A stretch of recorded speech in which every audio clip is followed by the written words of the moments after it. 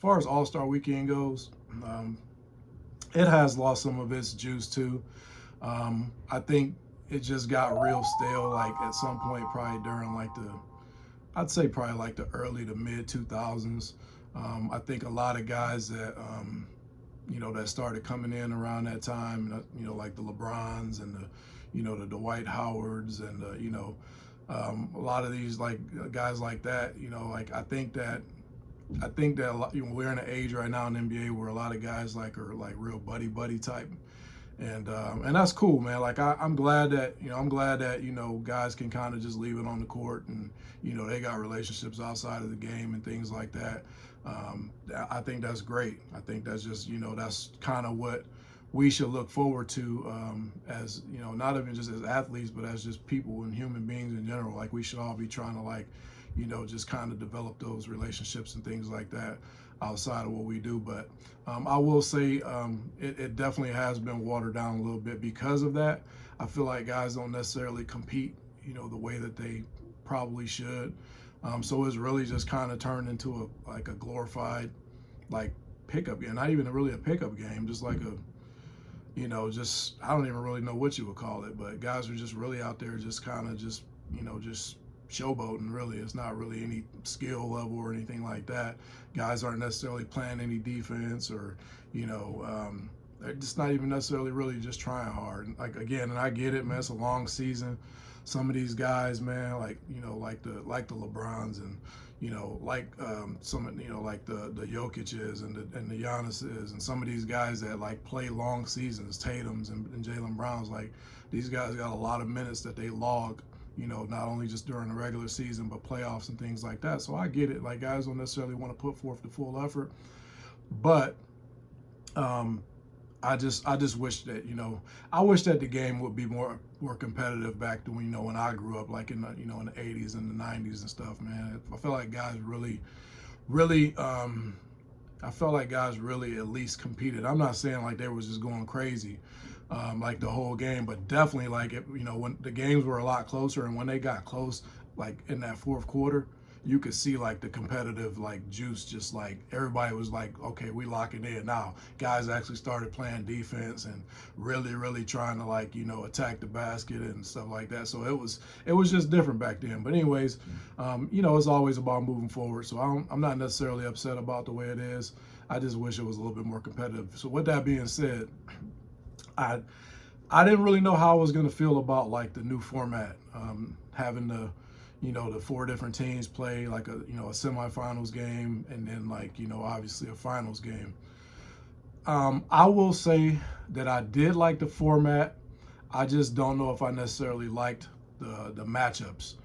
And the more and more I thought about it, I understood why they kind of set up the matchups the way that they did, because it ended up working out to be the best matchup that we could have hoped for. I'm not even just talking about because those two teams advanced.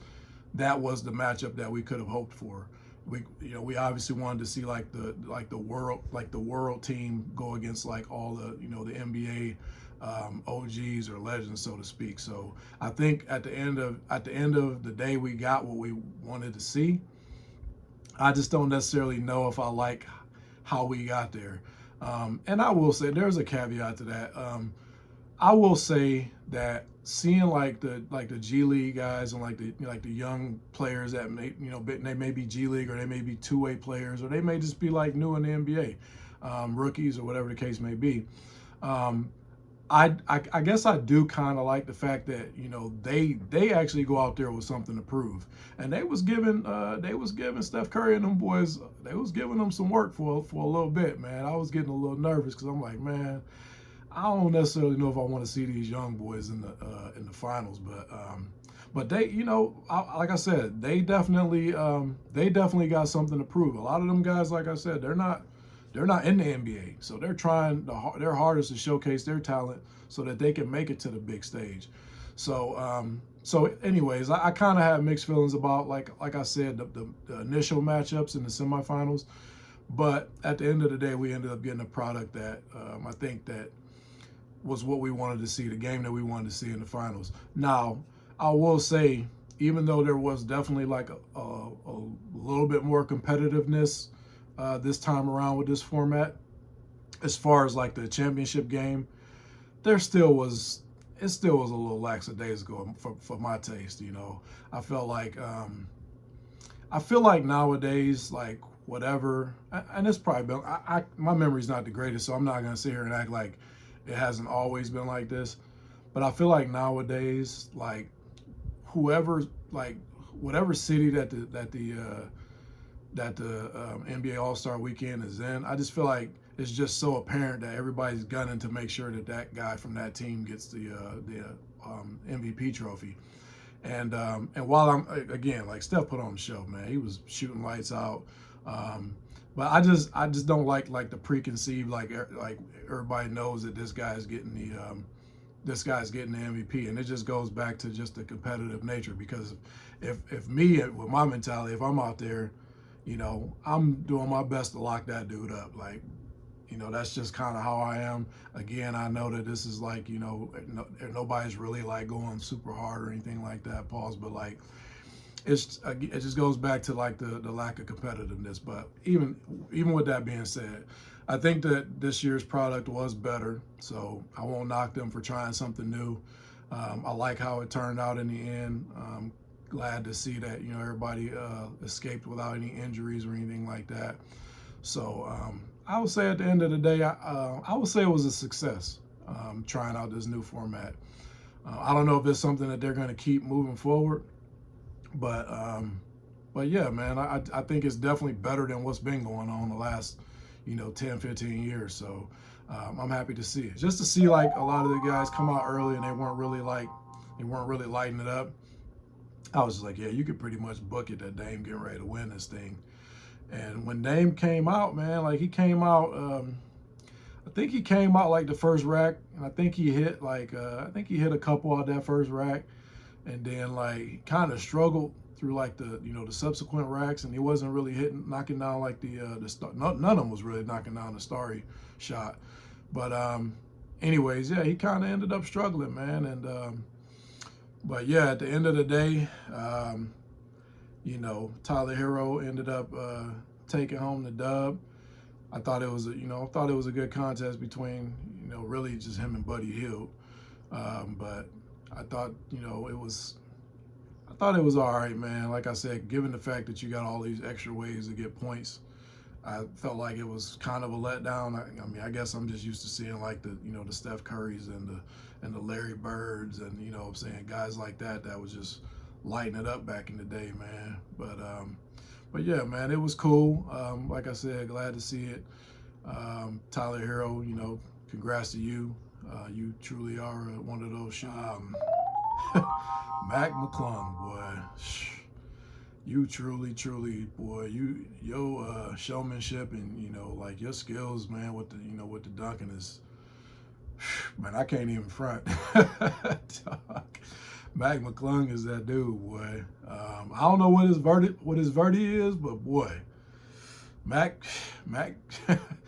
the creativity, man, and like just to me, man, what separates Mac from all these other, like, I actually thought Stephon Castle before any of this went. I mean, I'm a if you can go back to the last episode, man, like I'm a Stephon Castle fan, bro. Like I really like him a lot.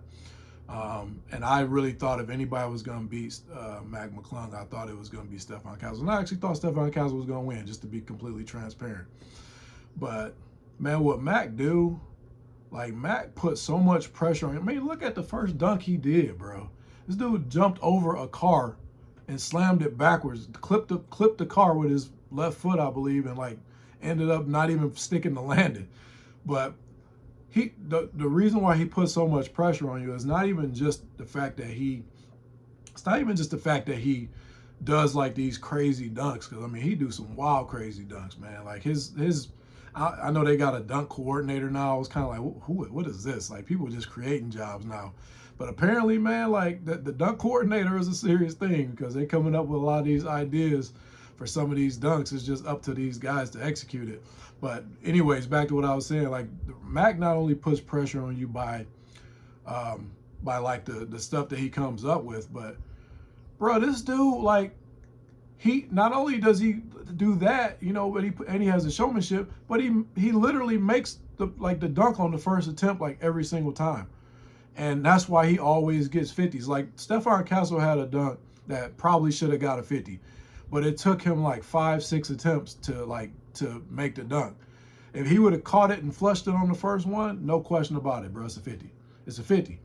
But the fact that it was kind of like that Nate Robinson. This was, I think, before they had the time limit, when Nate was just burning his legs out, man. He kept throwing the damn ball from half court or whatever, man, off the backboard and trying to slam it. I know that was kind of exaggerated, but it kind of takes me back to that. But it just, like I said, it just goes to show you, like, Mac McClung is a real, like, he is a real dunk contest. Like, he really takes this serious, bro, because, you know, you could just tell he preps and he really, really, like, this is his thing, man. Like, he may not necessarily have made it, you know, like full time into the league, but he know if there's one thing that he can bank on, he know he gonna come here and put on a show when it comes to this dunk contest. So shout outs to Mac McClung, man. You are truly a beast, sir. Like, you really belong up there. And in fact, man, let's just talk about that real quick. I was on a thread with my brothers, man, and we was just basically talking about like the best dunkers of all time. And I'm not talking about like in-game dunkers. I'm just talking about purely like dunk contest dunkers.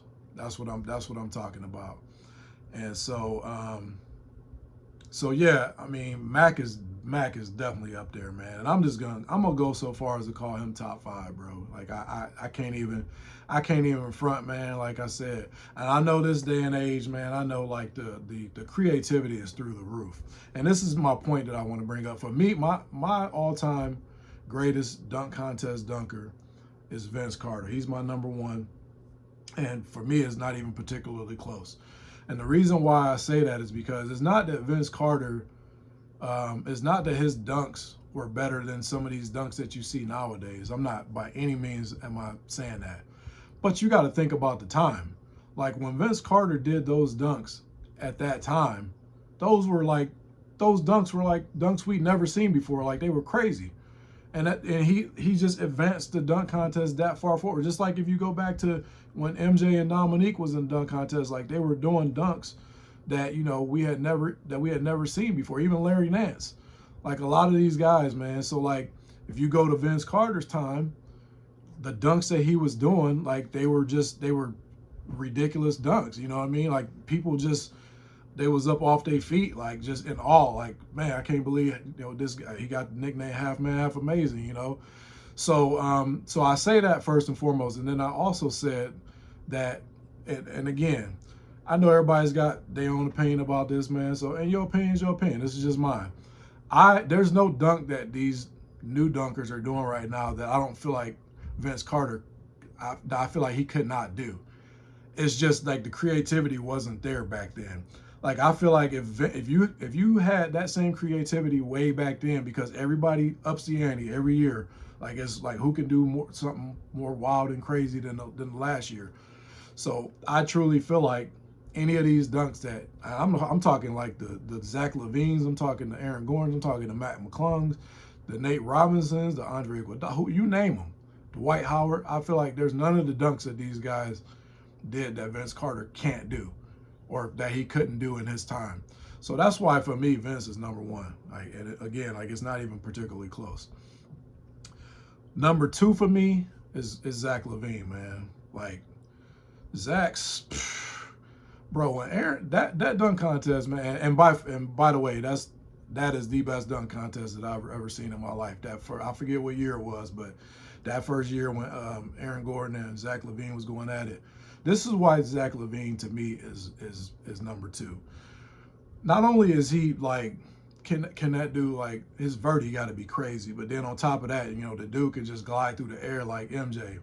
But he had the creativity, you know what I mean? Like he was like flushing it like first time every time. Like he just make it look effortless. I mean, it's just crazy to see like a slim, like kind of wiry dude like that. He just make it look effortless, man. And the reason why I really got him number 2 is like that Aaron Gordon should have won that dunk contest. And I think a lot of people kind of got mixed feelings on who actually did won or who should have won or whatever the case may be. But I say Aaron Gordon should have won, but I wasn't mad that Zach LaVine won because Zach LaVine was not like he had like his dunks that he was banking on like doing out the gate. But once he seen like it got into the later rounds and they had to do extra dunks and stuff, he was like just coming up with stuff on the fly that was crazy. Like that should have been in his regular list of dunks. You know what I'm saying? Like this dude windmill from the free throw line, man. You know what I'm saying? Like who does that? Who would even attempt that? So like that to me is why like Zach's number 2 for me, man. Like Zach put on like I don't know if he was in a dunk contest 2 or 3 years. I think he was just those 2.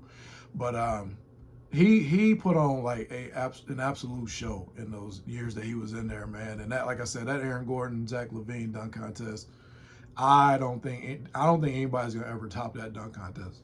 Excuse me, I just can't see it happening. But so yeah, he number 2 for me. Aaron Gordon number 3, and it's just for the reasons why that I just said.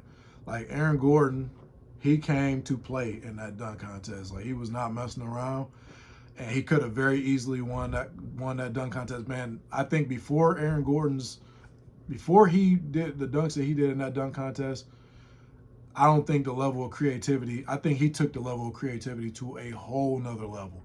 Like that stuff that he did in that dunk contest, I mean, it's not even close to any other dunk contest. It's just Zach LaVine took it to another level once he seen Aaron Gordon take it to another level. So like, but those dunks that Aaron Gordon did, man, he probably has he might have 4 of the top 10 dunks of all time in that dunk contest. And that's no cap for me. Like he might have 4 of the top 10 dunks. So he got to be number 3. For me, Matt got to be number 4, man. And it's like I said, I'm not gonna beat a dead horse with this, man. Matt, it's just everything I said, man. Like the showmanship, the creativity, flushing it on the first time. You know, it's all of that in one, man. Mac he's definitely up there. He's definitely a beast. It's definitely the reason why, you know, I still tune into the dunk contest because there was a couple of rough years. I ain't gonna lie, man. It was like some no-name cats in there, man. I was just like, who is these guys, man? You know what I'm saying? And I'm sure a lot of people looked at Mac like that when he first got in. I know I did. So, but you know, he's done what he needed to do, and he ain't no name no more. So, like I said, he truly moves the needle as it relates to the dunk contest. And number 5 for me, man, this one I know a lot of people are gonna drag me for this. So get in the comments, y'all. Let me know what y'all think. I'm fully expecting people to like go crazy because, you know, it ain't MJ, it ain't Dominique. It ain't freaking Kenny Skywalker, and it ain't none of these guys that you would think. For me, I gotta go with Nate Robinson, man. You know, like this cat, like 5 foot, what is he, 5'9", something like that. You know what I mean? Like doing some of the most wild, crazy dunks that you can think of. And he's a 3-time champion. And he went against some pretty heavy competition. Now I will say, there's kind of an asterisk by one of those dunk contests because I definitely think Andre Iguodala got him. I just think that, you know, maybe it was just little man, you know, like the fact that he's a little dude, and I'm not taking nothing away from him because he definitely did his thing in that dunk contest. But I just think, for my taste, Andre was a little bit better in that dunk contest, man. But it is what it is. The record books is gonna say that Nate's a 3-time champion, and you know, kudos to him because he definitely did his thing, man. So shout out to Nate, man. Shout out to all those guys. Y'all let me know what y'all think. Get in the comments. I want to hear everybody's like top 5. I'm just talking about dunk contest dunkers. I'm not talking about like in-game dunkers or anything like that. I'm just talking about dunk contest dunkers. Y'all let me know what y'all think. Like I said, I'm gonna be super curious. I know people are gonna drag me for not having MJ in there, man, but you know, MJ the GOAT, man. So he got a lot of other things that he should be proud of. But this was a tough list, but I couldn't throw him in there. So it is what it is. Y'all let me know what y'all think.